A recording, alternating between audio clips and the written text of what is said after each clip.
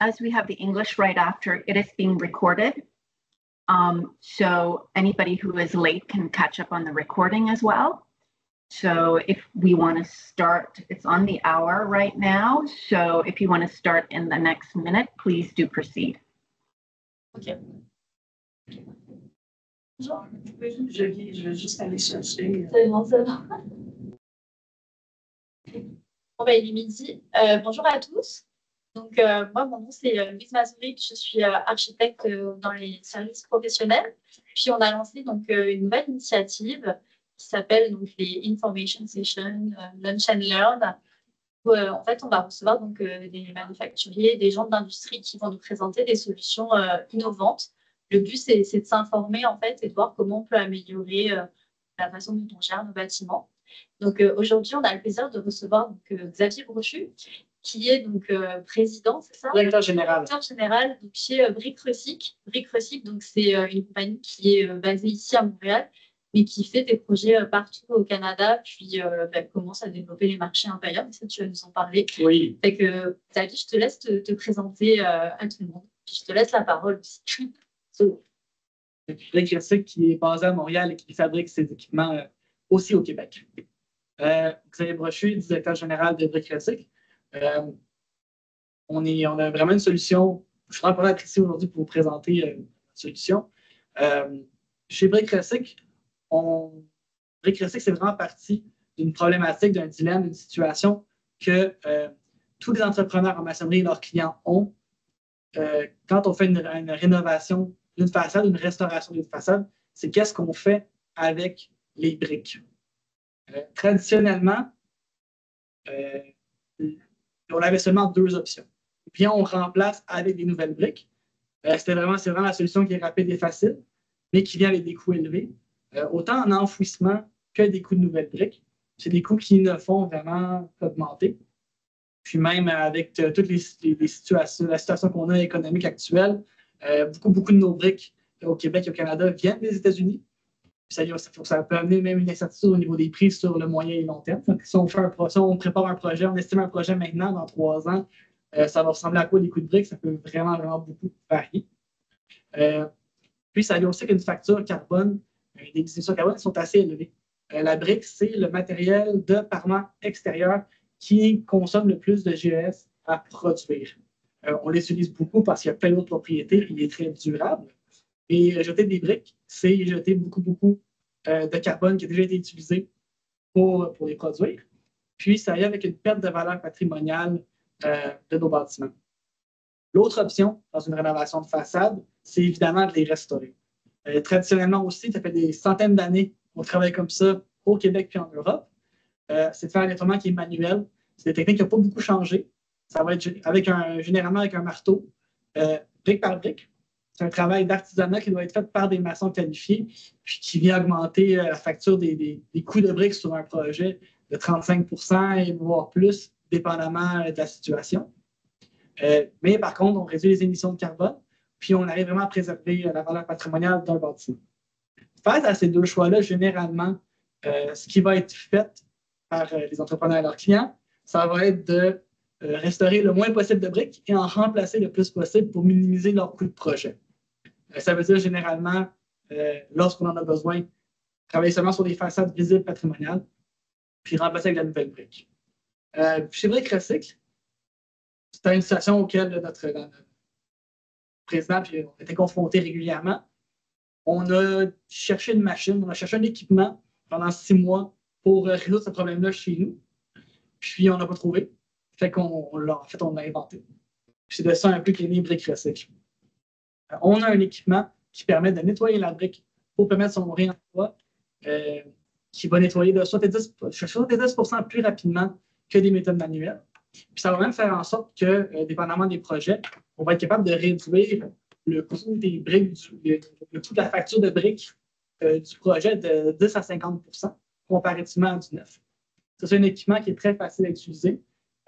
On peut former un opérateur en environ 1 heure. Il va avoir son aire d'aller au bout de 2-3 jours. Puis, on est capable d'être utilisé au genre de des contextes où on a des contextes de réinsertion sociale par des prisonniers dans des prisons, autant dans des OSBL qui font du recyclage et du réemploi, qui vont faire travailler des employés avec des déficiences légères, des handicaps aussi sur nos équipements, que sur des chantiers par tous les corps de métier. C'est un équipement là, qui, pour ça au Québec, peut être utilisé par tous les corps de métier sur des chantiers. Il n'a pas besoin d'être utilisé par des maçons. En termes de GES, les briques représentent 80% des GES reliés à un projet de maçonnerie. On va être capable d'enlever ce 80%-là. Puis, en termes de préservation du patrimoine, on va aussi briser beaucoup, beaucoup moins de briques lors du procédé de restauration parce qu'on a une méthode qui est sans percussion, contrairement à une méthode au marteau. Là, c'est un peu les avantages, ça, c'est un peu le pitch pour Brick Recycle. Ça ressemble à quoi cette technologie-là? C'est un procédé qui est, somme toute, assez simple. Il y a beaucoup, beaucoup de recherche et développement derrière cet équipement-là, mais c'est une méthodologie quand même assez simple. La machine, vous voyez ici l'espace qu'elle peut prendre sur un chantier. On prend les briques d'un côté, on a une meule en bas à gauche de la machine pour nettoyer les têtes des briques. Puis ensuite, la brique est mise sur son chariot central, puis elle va passer entre deux lames qui vont enlever le mortier. Puis on va avoir de l'autre côté des briques qui vont être prêtes à être réemployées. Vous voyez, ça, c'est un vidéo de peu près une trentaine de secondes, puis on vient traiter presque 4 briques. On est quand même capable d'avoir un très, très bon grip de nettoyage.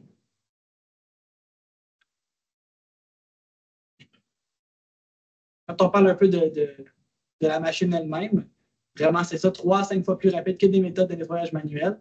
C'est aussi une méthode sans percussion. Qu'est-ce que ça veut dire? C'est que quand un maçon nettoie la brique, traditionnellement, il va donner des coups de marteau. Ça peut compromettre l'intégrité de la brique, ça peut casser les briques. Ça réduit vraiment la quantité de briques qu'on peut réemployer. On est vraiment capable de préserver l'intégrité de la brique. Puis c'est une des raisons pourquoi aussi on commence à être de plus en plus populaire en Europe là, sur des briques patrimoniales du 15e, 16e siècle et compagnie. On est vraiment capable de les nettoyer puis en préserver un maximum. L'autre point très important, c'est qu'on a un équipement qui peut nettoyer même les mortiers les plus durs et collants. En ce moment, il y a des types de briques avec des types de mortiers qui ne sont pas nettoyables par d'autres méthodes que notre technologie. Puis elle s'ajuste à toutes les briques nord-américaines et européennes, je vais dire, ou presque. Là, justement, on a eu un cas avec nos fameuses briques du 15e et 16e siècle dans la région de Toulouse. Là, c'est des briques avec des dimensions un peu variables où on a dû adapter un peu l'équipement. Mais on est vraiment capable de faire tous les projets des briques canado-américains. C'est un équipement qui est évidemment électrique, très mobile. Nous, on est capable de livrer ça en kit. La machine, le dépoussiéreur, sur un chantier très rapidement. On peut former quelqu'un une trentaine de minutes. On peut être opérationnel en 1 heure. On a aussi tout ce qui est, en termes de bruit, on est à 68 à 74 décibels. Juste, ce qu'il faut retenir, c'est qu'en termes de bruit sur le chantier de construction, ce n'est pas cette machine-là qui va être la plus brillante. Puis, on a vraiment travaillé beaucoup au niveau de l'ergonomie sur les chantiers. Puis, le volet sécuritaire, là, on le sait, dans la construction, un des gros enjeux en ce moment, c'est la gestion du silice, la silice, qui est un peu notre nouvelle asbestos. Mais ça, au Québec, c'est vraiment, vraiment beaucoup, j'imagine, dans le reste du Canada aussi. On a développé avec un fournisseur un système de dépoussiéreur en 2 étapes pour accompagner la machine et traiter cette poussière-là. Donc, la poussière va passer dans un séparateur cyclonique, puis va être séparé du reste, va être séparé, il ne remet pas dans les filtres. Puis, maintenant, on alimente carrément, la poussière va carrément aller directement dans un sac, en sachet. On diminue beaucoup l'exposition à la silice des travailleurs en utilisant l'équipement. À quoi ça peut ressembler maintenant sur un projet? Puisqu'on a parlé de la machine, on a parlé un peu de son opération. Nous, c'est un beau cas de figure qu'on utilise, où c'est une rénovation majeure d'une école primaire à Montréal. C'est un projet de 27,4 millions de dollars. Puis dans ce projet-là, il y avait un contrat de maçonnerie de 2 450 000. Puis, dans ce contrat-là, il y avait justement un 3500 pieds carrés de façade qui était prévu de déconstruire, nettoyer et réinstaller. Ça, c'était une situation où l'entrepreneur, originalement, avait soumis sur le projet en prévoyant un nettoyage manuel. Puis, c'était un mortier en plus qui était collant, difficile à nettoyer. Fait que lui, vraiment, comme dans son poste budgétaire, quand il avait déposé sa soumission, il Il avait prévu nettoyer ça manuellement, puis un coût de 68 720 $. On est arrivé avec l'équipement Brick Recycle. On est capable de nettoyer sur le chantier pour un coût total, incluant la machine, le temps homme et puis les équipements, de 25 200 $. Fait qu'on a une diminution quasiment par 3 par rapport à du nettoyage manuel quand on inclut tous les coûts. Puis, si on avait utilisé des briques neuves pour faire cette nouvelle section-là, cette section-là de façade, comme il y a d'autres sections du projet avec le même coût de briques que le reste du projet, ça aurait été à 41 000 $ de coût en briques pour faire ces façades-là. Ça veut dire qu'il y a aussi 18 tonnes supplémentaires de CO2. Donc, on voit vraiment qu'en plus de briques classiques, en plus de permettre d'économiser au niveau des GES, on est capable, sur les projets, de réduire d'avoir carrément un outil pour réduire les coûts d'un projet où il y a une restauration ou rénovation d'une façade.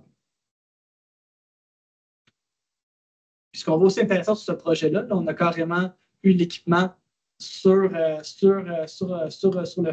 fraco, sur l'équipement de levage.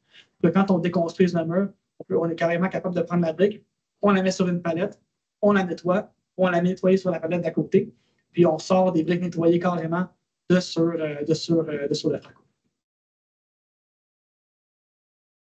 En termes. J'ai une petite question. Oui, vas-y. Est-ce que je peux? Oui. OK. Je me demandais là, sur la diapo précédente, qu'est-ce qui est inclus dans les coûts pour la comparaison?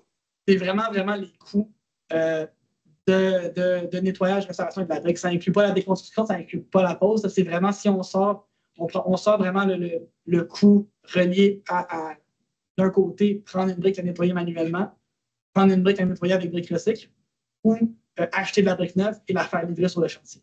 C'est vraiment, okay. On a vraiment isolé ces coûts-là. Fait que c'est les coûts de main-d'œuvre versus le temps, dans le fond. Exactement, parce que généralement, okay. Sur un projet, que la brique soit neuve ou une brique qui va être à réemployer, le temps de pause va être similaire. C'est sûr qu'avec des briques sur des projets institutionnels, on peut avoir des briques un peu plus lourdes, des fois, ou des briques un peu plus particulières. La pause va être plus longue que des briques de réemploi qui sont en général plus légères. Mais globalement, les coûts de construction restent similaires. Après ça. Ça marche. Merci. Quand on parle d'impact environnemental, c'est important d'en prendre conscience. Là, à l'échelle planétaire, 11 % des GES proviennent de notre industrie de la construction. Puis au Québec, 32 % des matières résiduelles des CRD proviennent de la construction.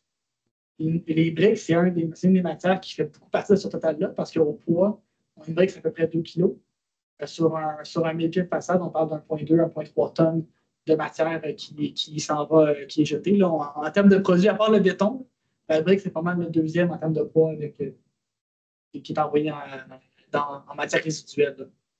Quand on le voit ici, les différentes émissions nettes des matériaux d'enveloppe, la brique est vraiment celle qui consomme le plus qui émet le plus de gaz à effet de serre en production. Quand on vient la réemployer, mais on vient réduire ça considérablement. Puis, on parle ici, on parle aussi de briques recyclées, c'est une très, très bonne solution quand il y a un des promoteurs qui ont des certifications B Corp et compagnie, ou si on a des projets avec des objectifs de réduction de carbone de 5-10 %. S'il y a de la brique sur le projet, on peut vraiment être une solution. Ça peut être une solution de deux manières. On va en parler un peu plus tard, mais on peut carrément être une solution de réemployer la brique directement sur le site qui permet de faire les meilleures réductions de GS. Mais on est aussi capable, le Brick Recycle, de venir chercher ces briques-là. Ça fait économiser les frais d'enfouissement au projet. Puis on est capable on va les nettoyer, on a une filière de nettoyage, puis on va les revendre sur le marché de la brique patrimoniale. Et on est quand même capable d'éviter beaucoup d'enfouissement puis d'éviter quand même des GS. Si je comprends bien, Xavier, si jamais vous voulez remplacer une façade, pas nécessairement refaire des briques, mais justement, pour se départir de la brique, on pourrait les donner. Exactement. Puis détourneriez nos déchets des sites d'enfouissement. Exactement. Là, on est sur un projet pilote actuellement à Saguenay, où on va soit un gisement de 70 à 80 000 briques sur plusieurs blocs là, de la municipale de l'habitation. Puis, on a fait un partenariat avec un OSBL local en réemploi de matériaux de construction. On va tout déconstruire, ça va être envoyé à cet organisme-là. On va les nettoyer, puis on va les ramener à Montréal pour les réutiliser sur d'autres projets. Là. La belle brique de chaux blanche là, qui a une super belle valeur actuellement. Et on aime beaucoup ça, nous, les grosses quantités, parce que ça permet carrément, nous, d'essayer de les proposer à pour un autre projet, puis on est capable de construire. On est capable d'en faire des murs de briques avec 50 à 60 à 70 000 briques. Là. Quand on parle de l'aspect social aussi, il y a toute la préservation du patrimoine bâti. Avec briques, originellement, actuellement, nettoyer la brique et la réutiliser, c'est vraiment utilisé dans des contextes où on est forcé, patrimonial, on n'a quasiment pas le choix. Avec notre équipement, maintenant, on a vraiment une solution qui fait en sorte que, même pour des bâtiments qui peuvent avoir des façades de 100 ans, 120 ans, on a quand même une solution qui permet de les nettoyer et de les réemployer, faire des économies d'argent. Ça fait en sorte que même si le bâtiment n'est pas nécessairement quartier patrimonial, il n'y a pas nécessairement une institution qui demande la préservation, ça fait en sorte qu'on fait le choix de la préserver. Ça permet vraiment de garder le caractère unique là, de nos rues à Montréal puis à travers le Canada. On travaille beaucoup aussi en ce moment là, pour nos activités de nettoyage de briques clés en main avec des OSBL puis en réinsertion sociale. Pour la région de Montréal, toutes nos briques qui sont données s'en vont à Sorel-Tracy qui sont nettoyés par des prisonniers en fin de sentence en bonne conduite. Puis reviennent à Montréal, on les revend. Puis on a des projets pilotes actuellement à Saguenay-Rimouski où ces briques-là vont être nettoyées en partenariat avec d'autres OSBL par des personnes avec des handicaps, des déficiences légères, des handicaps légers. Puis on est capable vraiment essaie vraiment de toucher tous les aspects par une solution qui est complète. Puis on fait aussi de l'étude et de la recherche sur la valorisation des matériaux. On fait des partenariats même des fois avec des briques bas carbone, des choses comme ça, pour être capable, par notre distributeur, d'offrir une solution qui va être aussi complète, même si on n'a pas nécessairement d'avantage financier avec des briques bas carbone. On est capable de monter des solutions en partenariat avec ces gens-là qui peuvent toucher différents aspects. On peut avoir une situation, par exemple, où on va avoir des sections en briques de réemploi, puis des sections en briques bas carbone à des aspects, des endroits moins visibles du bâtiment. On est capable de monter des projets comme ça. En termes de briques recyclées, nos services, j'en ai parlé un petit peu. On a commencé par créer un équipement, une technologie. Puis, pour en faire en sorte que notre objectif, notre vision, c'est qu'il n'y ait plus une bonne brique qui s'en aille éventuellement, qui soit éventuellement concassée ou qui s'en aille en enfouissement. Puis qu'on soit capable de traiter donc chaque brique, peu importe si ça vient d'un petit projet résidentiel à un gros projet institutionnel où on peut avoir du 80-100 000 briques. Pour ça, on a vraiment créé un écosystème de services autour de notre équipement. Qu'est-ce que ça veut dire là, concrètement? Ça veut dire qu'on fait évidemment la location d'une machine. C'est vraiment une solution qu'on va privilégier sur des projets typiquement où la machine va être là 1 mois et plus, donc des projets de 20 000 briques en montant. On est capable de faire du nettoiement clé en main. Comment ça fonctionne? C'est que on en fait beaucoup dans les plus petits projets. Là, on va être capable de venir chercher, de venir récupérer les briques sur le site. On va les amener dans un autre centre de traitement, puis on va les ramener palettisées, prêtes pour le réemploi. On fait aussi de la collecte de briques. Donc, s'il y a des briques qui sont destinées à se faire envoyer en déchets. Quand on parle de jeter dans la région de Montréal, là, jeter un conteneur de briques, c'est à peu près 1 200 $. On est capable de venir récupérer ça pour moitié moins. Même à certains cas, on va faire des reçus de charité avec un partenariat avec Architecture sans frontières. On va aller traiter ces briques-là, puis on va les revendre ensuite sur le marché de la brique patrimoniale. On est chanceux actuellement à Montréal. Cette brique-là est capable, il y a un marché, il y a une très, très forte demande, se vend plus cher que de la brique neuve. Parce qu'on a vraiment une brique qui a un caractère patrimonial, qui a une très, très belle valeur, qui a un fini particulier qu'on peut juste obtenir en la laissant sur le mur de plusieurs années. Fait qu'il y a vraiment un fort marché. Puis on est actuellement en train d'essayer de travailler pour aussi revendre nos briques dans la région de Toronto de plus en plus. Parce qu'il y a encore moins de briques disponibles à Toronto qu'à Montréal pour la restauration. Moi, je parlais avec un entrepreneur ou même sur un projet, il avait fallu qu'il fasse venir de la brique de Hollande. C'est une brique qui avait été nettoyée à la main en Europe, mise dans des conteneurs maritimes et envoyée à Toronto pour être installée sur un bâtiment. On arrive vraiment avec une solution qui permet d'aider sur ces projets-là. Évidemment, on vend des briques. Ponténégo Écossais, on a un partenaire en maçonnerie là, qui s'occupe qui n'est pas de revendre nos briques. Puis on offre des services d'expertise pour un peu attacher tout ça. Qu'est-ce que ça veut dire, expertise? Ça veut dire on est capable d'accompagner les architectes, les clients, les entrepreneurs dans toutes les phases de leur projet pour les aider à choisir la bonne solution, bien l'utiliser, puis à la fin, faire des bilans carbone, des choses comme ça. J'en ai parlé un peu au niveau service de déconstruction. Là, notre plateforme s'appelle WebRecycle. Je voulais un peu plus savoir comment ça fonctionne. J'ai parlé des caissons. Vraiment, lors de la déconstruction, on va livrer des caissons vers comme ça sur le chantier. Puis l'entrepreneur, le maçon, l'entrepreneur de démolition va mettre les briques dans les caissons. Puis nous, c'est ça qu'on va prendre puis amener à un centre de traitement hors site. Il y a beaucoup d'avantages d'utiliser des caissons là, pour nous sur un chantier, autant au niveau de la quantité de caissons qu'on peut mettre un par-dessus l'autre en secteur urbain. Ça permet vraiment de stocker beaucoup de briques autant pour avoir vu du réemploi. Puis, en termes de services professionnels, je l'ai mentionné il y a quelques minutes. En pré-projet, vraiment, on est capable de tout d'abord faire l'évaluation du projet de réemploi.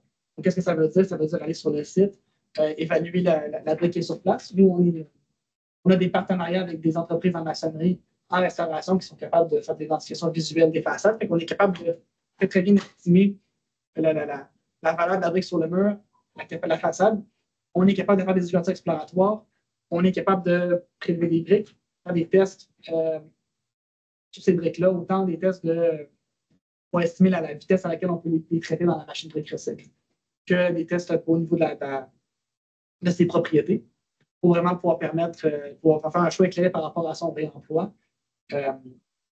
On est aussi capable de supporter les architectes, les clients dans la rédaction des devis, dans la planification de l'utilisation de la machine sur le chantier. Durant un projet, on est là aussi pour accompagner nos entrepreneurs. Là, on le fait plus sur des projets qui sont de nature privée. Là, sur un projet institutionnel, on a moins tendance à être en design build. Et carrément, on peut supporter carrément l'estimation, aider carrément à dire on va mettre la machine où sur le site, comment est-ce qu'on va la rentrer, c'est quoi le type d'employés qui vont la nettoyer, c'est quoi la stratégie de nettoiement qu'on va employer. Vraiment, on accompagne, puis on supporte nos entrepreneurs et nos clients de A à Z.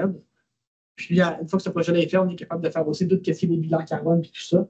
On a des gens avec des backgrounds scientifiques dans notre équipe pour faire vraiment des analyses carbone qui sont détaillées, puis qui prennent en compte carrément le lieu du projet, c'est que ça aurait été quoi les approvisionnements des briques, les différents approvisionnements, si on n'avait pas eu la machine, puis on est capable de vraiment vous supporter là-dedans. Quelques photos de projet. On est en train de vraiment commercialiser, puis autant aux États-Unis qu'en Europe qu'au Canada. Le chantier qu'on voit à gauche de l'image, c'est un chantier de construction à Détroit où on convertit une ancienne usine, une ancienne chaîne d'assemblage en appartement. C'est un 10 000 briques qu'on a nettoyé puis récupéré, puis ça a été utilisé sur les façades visibles du bâtiment. Pour le reste du bâtiment, on n'a pas choisi la brique comme revêtement. Et ils ont pu garder le caractère du bâtiment sans avoir à mettre la brique neuve et tout ça. En haut, c'est le nettoyage qui est fait vraiment hors site chez un partenaire en France. Donc, c'est une situation où on a mis ton projet résidentiel, on peut déconstruire, on envoie les briques là, puis ils sont capables de les renvoyer nettoyer. Puis, on fait aussi des projets à Montréal. Là, ça, c'est une belle image on voit bien à quel point la machine est portable. On l'a carrément mis sur un échafaudage dans une déconstruction. Ça, c'est un projet qu'on a fait avec nos amis de Atwell-Le-Morin. Puis, on se demande un peu en termes de faire des. Ça ressemble à quoi sur un projet avec des photos de proches? Là? On a beaucoup commencé à développer Brick Recycle sur des projets, évidemment, de restauration résidentielle. C'était ça le core business de notre compagnie de maçonnerie au départ. Ça, c'est un très, très bon exemple de projet où on voit le bâtiment un peu puis la façade après. Ce qui est très intéressant, c'est que c'était justement un projet où on avait des briques très, très, très, très minces. Ça, il n'y aurait pas eu d'autre moyen qu'un équipement comme Brick Recycle pour les nettoyer. Les taux de bris auraient été beaucoup trop élevés. J'ai aussi un projet ici. C'est un projet qu'on a fait Côte des Neiges cette année avec Atwell-Le-Morin. C'était une rénovation de toutes les têtes de mur du bâtiment. Puis l'accès aussi était très, très, très difficile. juste livrer de la brique dans cet endroit-là, il aurait fallu décharger presque dans la rue, mobiliser la rue, puis faire rentrer ça une à la poche à l'élévateur. Ça a été très, très, très compliqué. En amenant la machine directement sur le site, vous pouvez aller directement sur le site. Ils ont sauvé beaucoup, beaucoup, beaucoup de manutention. Puis, ça permet de faire des bonnes économies. Si je vois pousser la... Ça, on peut voir de plus près là, à quoi ça peut ressembler dans un mur de briques restauré. Là, ça, c'est un chantier, un autre chantier à Montréal. Puis, ça, c'est à nos bureaux. On a un beau mur. Si jamais vous avez l'occasion, on vous invite à venir faire un tour et nous dire bonjour. Là. On a un beau mur de briques restauré à l'intérieur. On a fait toute notre décoration intérieure, en fait, avec des murs en briques de réemploi. Ça, c'est le avant. Oui. Et on a la après-restauration. Puis on voit aussi nos modèles de briques. Ça, c'est tous des modèles de briques patrimoniales qu'on a en stock, qui sont disponibles pour des projets. Puis, il y a une autre photo, on voit bien le avant-après, le travail de restauration. C'est à quoi ça peut ressembler au départ. Puis, à droite, on a le après.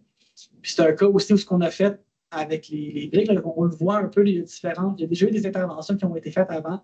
On a différentes quasiment couleurs de briques, différentes briques qui ont différents finis. On a fait un peu, lors de la restauration, on a mélangé un peu les briques pour faire un fini qui est un peu plus uniforme, puis qui ça tout est très, très, très, très beau. Donc, briques classiques, on est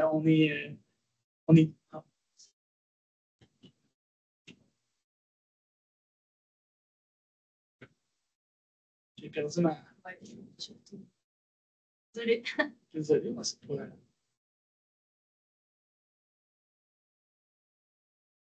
We have a question. Stephen Hudson. Oui, bonjour. Steven Don, effectivement, chargé de projet et architecte aussi. Moi, je me posais comme question, le processus, là, quand que je regardais, quand on est vidé les briques là, au départ, la première diapo, les trous les 3 trous finalement de la brique là, semblaient être encore bouchés après avoir passé dans la machine. Est-ce que ça permet le processus de vider ces trous-là ou s'ils vont quand même rester bouchés? On est capable, une fois que les côtés de la brique ont été nettoyés, ces trous-là au centre s'enlèvent facilement. Mais généralement, même sur beaucoup de projets de restauration, on les enlève. On ne va même pas faire d'efforts supplémentaires pour les enlever. S'ils sortent, c'est qu'ils sortent, mais sinon on les laisse. C'est beaucoup des trous qui ont été mis là lors du processus de fabrication pour sécher les briques plus rapidement. Okay. Parce que, tu sais, je suppose aussi que pour un maçon, en termes d'adhérence du mortier, ces trous-là doivent avoir un certain impact. Même chose aussi pour, tu sais, le maçon va comme rentrer sa brique, il va s'assurer justement que ça chie pas trop en arrière. Si les trous sont bouchés, je suppose qu'il y a une période d'adaptation pour éviter justement que ça bouche la cavité à l'arrière du mur. Hein? Je te disais, nous, on fait des projets avec ça, puis il n'y a pas vraiment de... Ça s'adapte très bien, là, les maçons suivent, puis on est capable de traiter ces briques-là sans avoir de temps ou de délai supplémentaire. OK. Sinon, une autre question que j'avais, c'est quelle est la différence de temps? Parce que tantôt, dans le tableau, on avait entre un mur de briques qui était déjà prévu être démantelé puis recyclé manuellement versus un mur de briques qui serait recyclé avec votre processus. Mais si on prend la différence de temps entre un nouveau mur de briques versus le processus de recyclage que vous avez, ça ressemble à quoi à peu près? C'est sûr qu'il doit y avoir un temps additionnel là, qui est requis par votre processus. Je vais répondre, je vais même ajouter un autre élément de réponse. Là. Le meilleur use case, le meilleur cas d'utilisation pour notre équipement, c'est vraiment dans un cas de rénovation où on ne fait pas une démolition à l'appel mécanique sur un bâtiment. C'est sûr que si on rase un bâtiment versus prélever la brique et la nettoyer, il y a une grande différence de temps. Certaines piles mécaniques, ça peut amener un bâtiment à terre en 2-3 jours. Oui, c'est ça, non?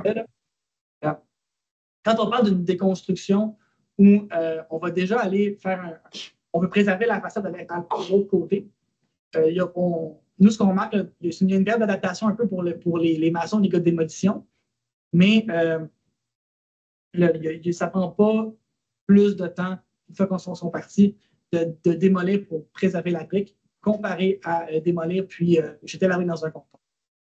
Okay.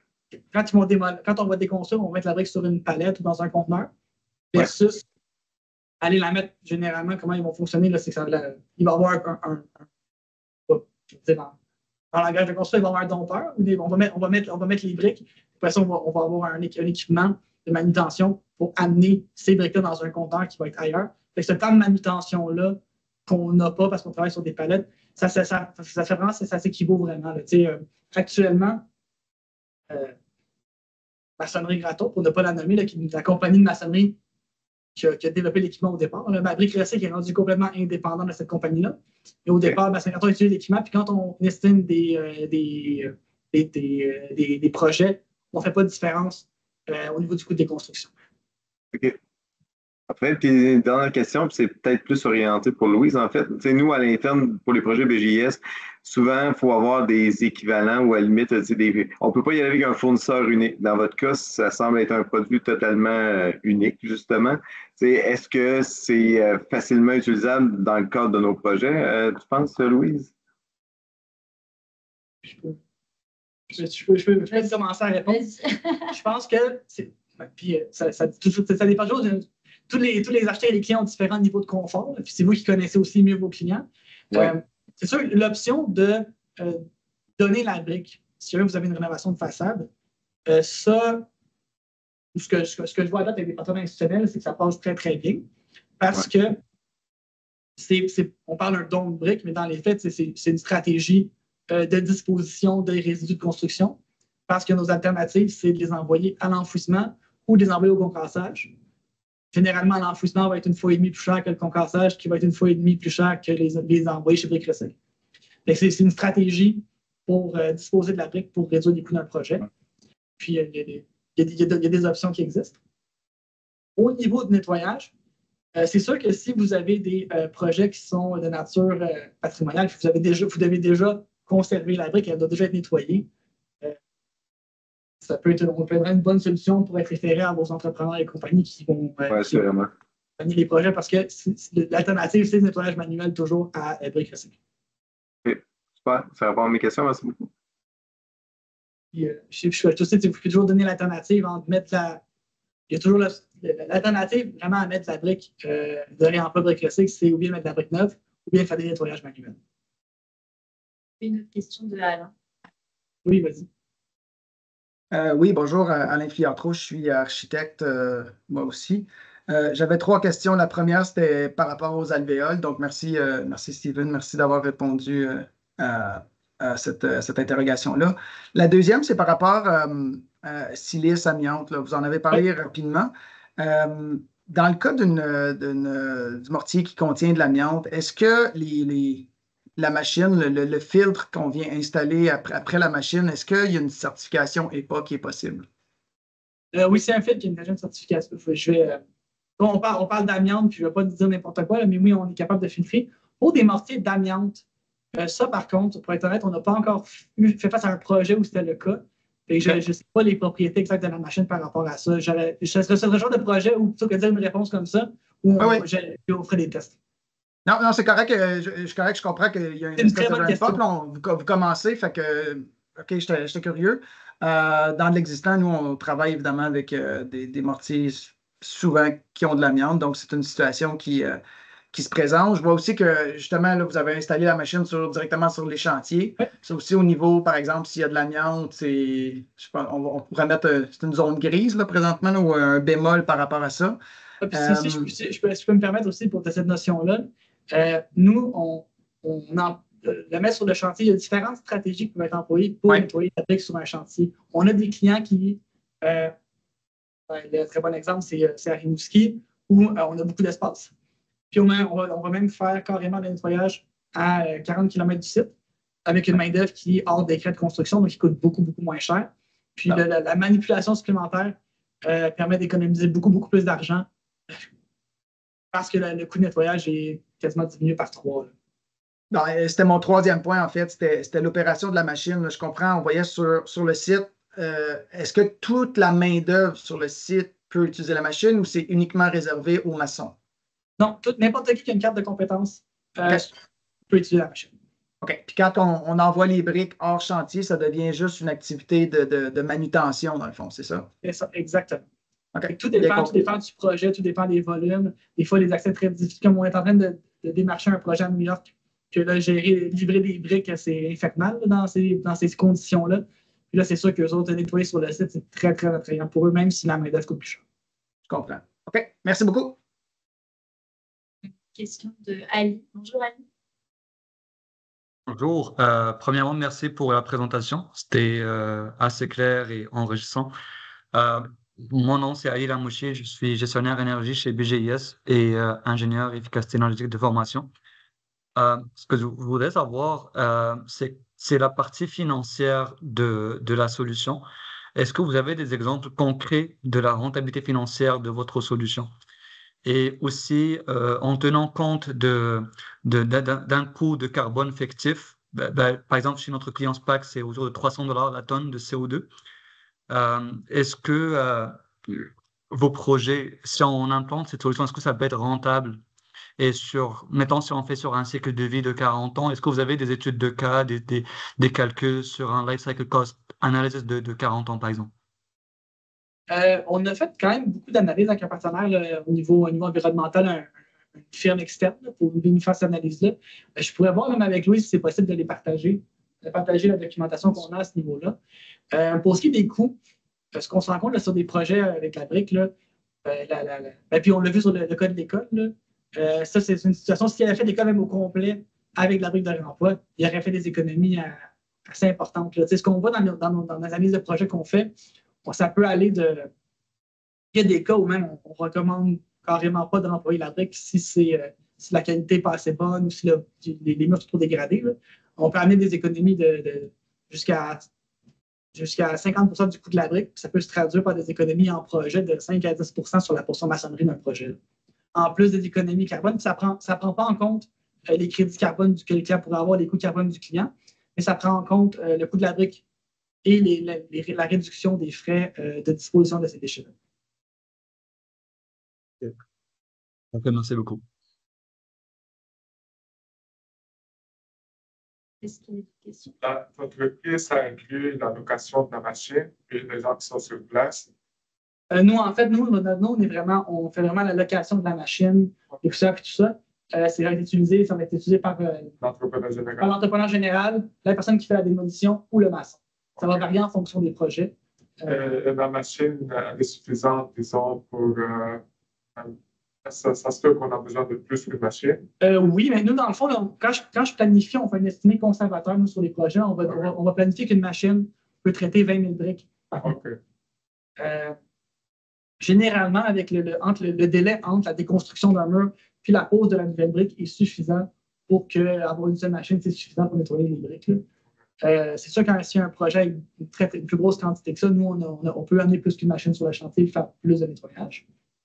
Puis, 20 000 briques, c'est quand même un chiffre qui est conservateur. Là.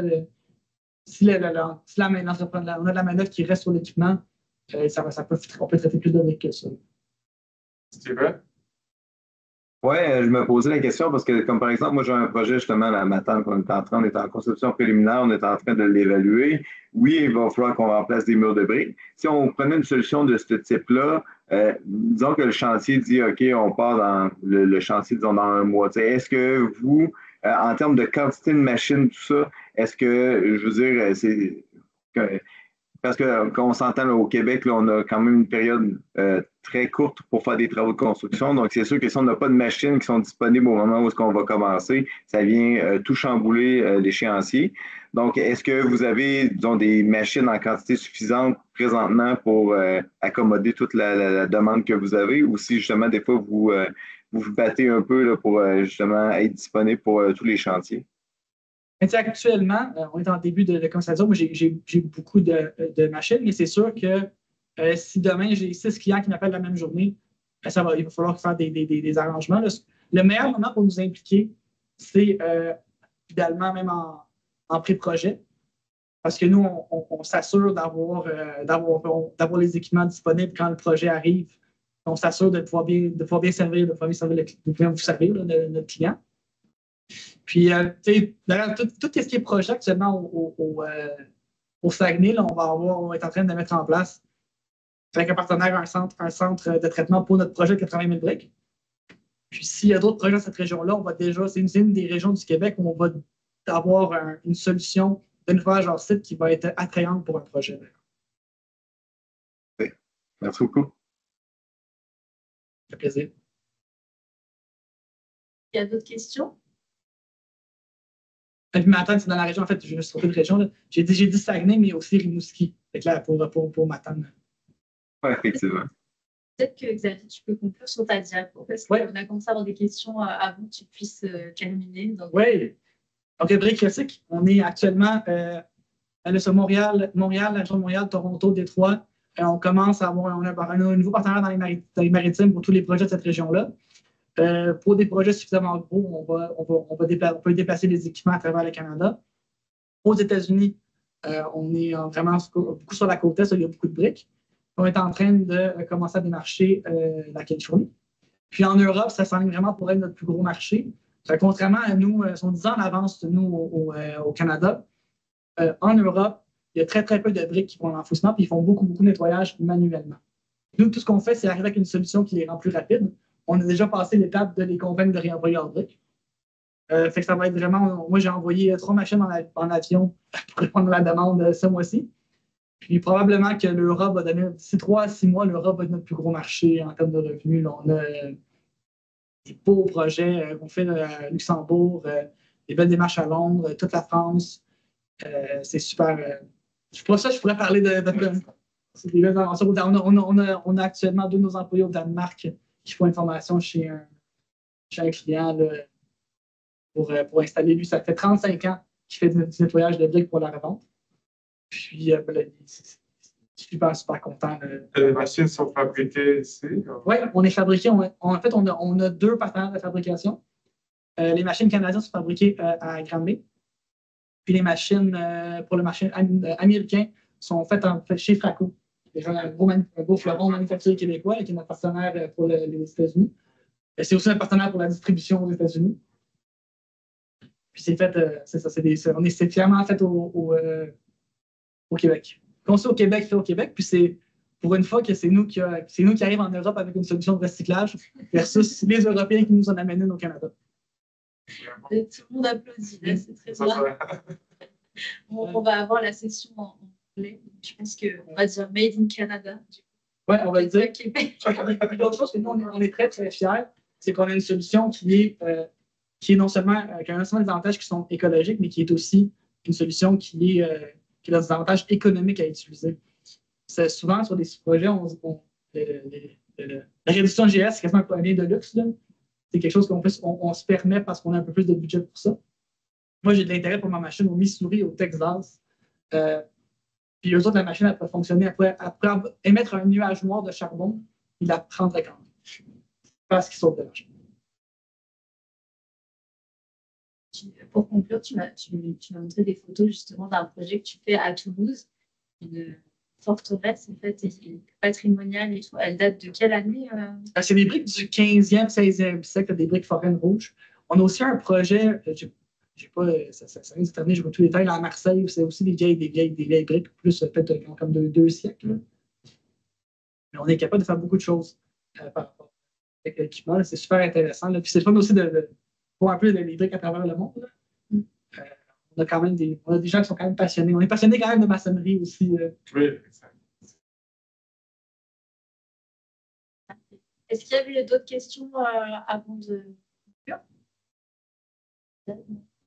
Parfait. Écoutez, merci à tous d'avoir été présents. Donc, la session elle va être enregistrée. Donc, vous pourrez réaccéder sur la chaîne YouTube de BGIS, si je ne me trompe pas, Julie.